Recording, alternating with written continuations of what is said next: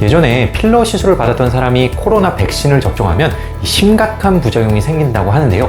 정말 진짜일까요?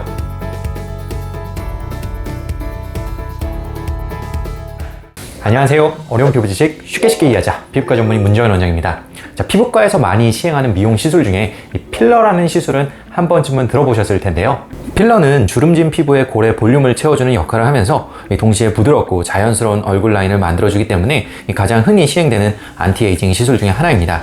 게다가 시술 시간도 짧고 회복 시간도 따로 필요 없기 때문에 시술 직후부터 변화된 얼굴 모습을 느낄 수 있어 저도 개인적으로 선호하는 시술이기도 합니다. 그런데 최근에 코로나 백신 접종 후에 필러 부작용이 생길 수 있다라는 소문을 듣고 많은 분들이 필러의 안전성과 부작용에 대해서 많은 우려를 제기하고 있습니다. 저도 필러 시술을 많이 하고 또 권유하는 입장에서 이러한 소문에 대해서 경각심을 가지고 지켜보고 있는데요. 그렇다면 정말로 코로나 백신을 접종하고 나서 이러한 필러 부작용이 생길 수 있는 것일까요? 만약 생긴다면 어떠한 부작용이 생기고 또 어떻게 해결해야 하는지 오늘 한번 자세하게 알아보려고 하는데요.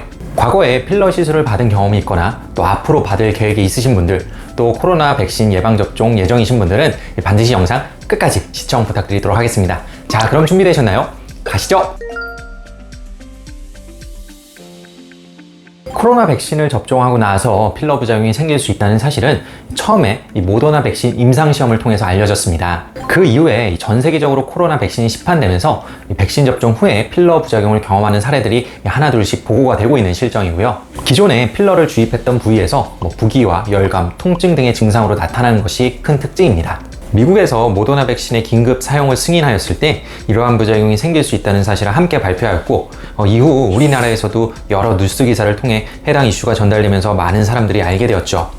우리나라에서도 백신 접종률이 높아지면서 관련 사례들이 조금씩 발생하고 있는데요.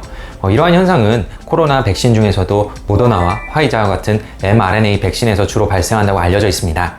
mRNA 백신은 처음으로 시도되는 새로운 종류의 백신이기 때문에 많은 전문가들이 mRNA 백신에 의해 나타나는 여러 가지 부작용을 주의 깊게 관찰하고 있는 상황입니다. 현재까지 보고된 필러 부작용의 양상은 필러 주입 부위의 염증의 형태로 나타났습니다.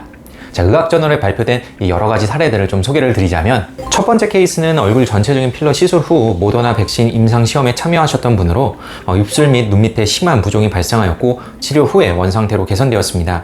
모더나 백신 임상시험은 이중 맹검 시험으로 모더나 백신 또는 식염수를 투여하였는데 해당 케이스는 흥미롭게도 식염수를 투여했던 그룹에 속했다고 합니다. 두 번째 케이스는 눈물고랑과 입술 필러를 받았다가 코로나 백신 접종 후 눈밑과 입술에 부기와 열감이 생긴 경우인데요.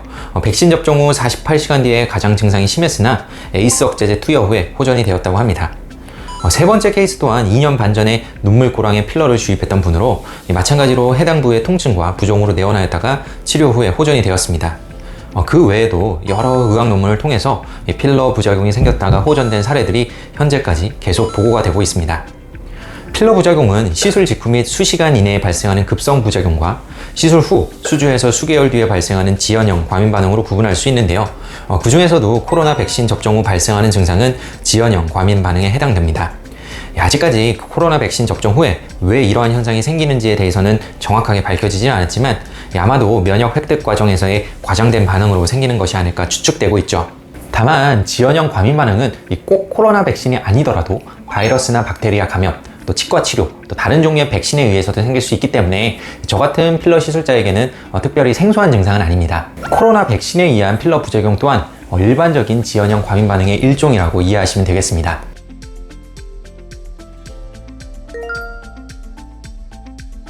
다행인 것은 현재까지 코로나 백신 접종 후에 발생한 필러 부작용은 증상이 심각한 경우는 없었습니다. 쇼크와 같이 긴급한 응급상이 발생한 경우는 아직까지 없었고 대부분 일시적이거나 경미한 면역 반응의 형태로 나타났습니다. 지연형 과민 반응은 치료하지 않아도 저절로 호전되기도 하고 염증 반응을 가라앉히는 스테로이드 제제나 필러를 녹이는 히알라제, 주사 등의 치료를 시행하면 좋아지는 경우가 대부분입니다. 또 최근에는 혈압약으로 이용되는 에이스 억제제 등이 효과가 있었다는 보고도 있었습니다. 실제로 저도 이 코로나 백신을 접종하고 나서 기존 필러 주입 부위의 부종과 통증으로 진료실에 내원하신 분을 관찰한 적이 있는데요. 굳이 필러를 녹이지 않고 염증 반응을 가라앉히는 치료만 하였음에도 하루 이틀 만에 증상이 가라앉는 것을 경험하였습니다. 따라서 충분히 해결 가능한 문제이기 때문에 너무 우려하실 필요는 없고요. 만에 하나 이러한 필러 부작용이 생겼다고 한다면 기존에 필러 시술을 받았던 병원에 내원하시거나 혹은 필러 시술을 전문적으로 하는 병원에 내원하셔서 적절한 조치와 치료를 받는 것이 좋겠습니다. 아직까지 코로나 백신을 맞지 않았는데 기존에 필러 시술을 받은 경험이 있다면 이러한 필러 부작용 때문에 백신을 맞아야 할지 말아야 할지 고민이실 텐데요. 이에 대해서는 이미 많은 전문가들이 적절한 가이드라인을 제시하고 있습니다.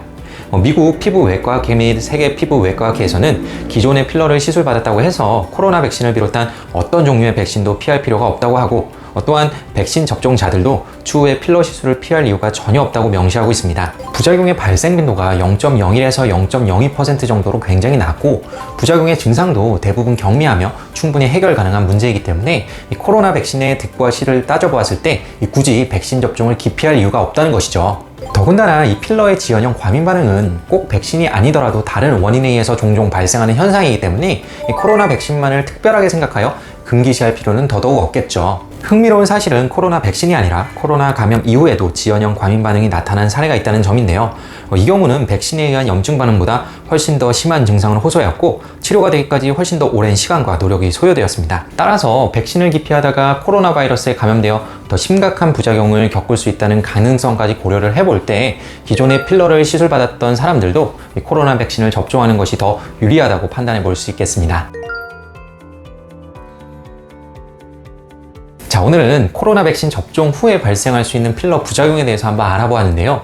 이 필러 시술만이 해결 가능한 피부 노화 문제들이 있기 때문에 이 안티에이징에 있어서 필러는 빼놓을래야 빼놓을 수 없는 시술입니다. 그러다 보니 이 기존의 필러 시술을 받으셨던 분들이 이 언론의 보도를 접하고 코로나 백신을 맞아야 할지 말아야 할지 이 우려를 표하면서 병원에 연락을 주시는 경우가 많습니다. 코로나 백신을 맞고 나서 이 드물지만 필러 부작용이 생길 수 있다는 것은 사실입니다. 하지만 그 부작용의 발생 빈도가 굉장히 낮고 또 대부분 증상이 경미하고 또 충분히 해결 가능한 문제이기 때문에 굳이 코로나 백신을 피할 이유도 없고 또 이것이 걱정되어 필러 시술을 피할 필요도 없다고 개인적으로 생각을 합니다. 자, 오늘 내용이 유익하셨다면 구독과 좋아요 부탁드리고요. 지금까지 피부왕정윤의 문정윤 원장이었습니다. 감사합니다.